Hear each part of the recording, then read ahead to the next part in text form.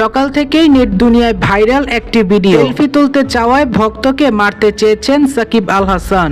ঘটনাটি মূলত নারায়ণগঞ্জের ফতুল্লা স্টেডিয়ামের। সাকিবকে হাতের কাছে পেয়েও ভক্তরা যে ছবি তুলতে চাইবে না এমনটা হতে পারে না। সাকিব গাড়ি থেকে নামার পরপর দেখা যায় কয়েকজন ভক্ত তার জন্য অপেক্ষা করছিল।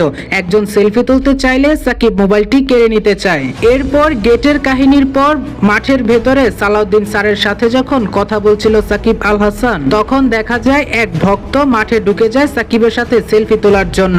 এরপর সাকিব তার থেকে মোবাইল কেড়ে নিতে চায় ও মারতেও চেয়েছিল। সাকিবের এমন আচরণে অনেক ভক্তর মনেই এখন কষ্ট।